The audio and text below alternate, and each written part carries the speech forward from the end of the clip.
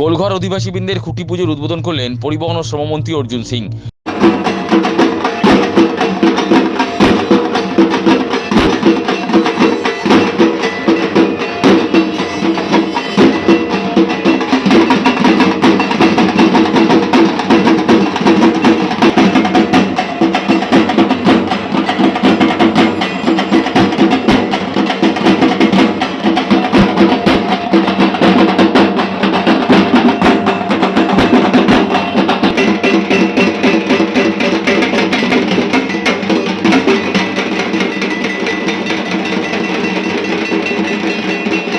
উল্টো রথযাত্রার পুণ্যতিথিতে শুক্রবার ভাটপাড়া পৌরসভা 15 নম্বর ওয়ার্ডের গোলঘর অধিবাসীবৃন্দের পরিচালনায় গোলঘর পার্কে আয়োজিত দুর্গাপুজোর খুঁটি পুজোর উদ্বোধন করেন রাজ্যের পরিবহন ও শ্রমমন্ত্রী অর্জুন সিং।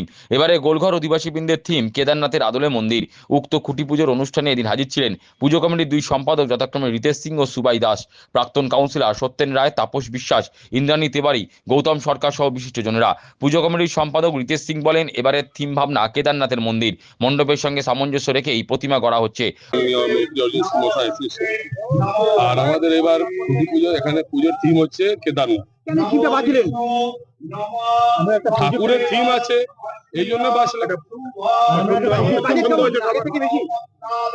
সবার সহযোগে হচ্ছে, আমাদের পুরো পাড়ার সহযোগে হচ্ছে। বাজেট নিয়ে কোনো সমস্যা নেই। ঠাকুর কি কেমন হবে দেখবেন, থাকবে। অপরদিকে মণ্ডপ শিল্পী বিশ্বজিৎ মণ্ডল জানান, মন্দির তৈরি করা হবে ফাইবার দিয়ে। তাছাড়া মণ্ডপ সজ্জায় লাইট ও সাউন্ডের প্রজেকশন থাকবে। সেই প্রজেকশন মুম্বাই থেকে আনা হচ্ছে।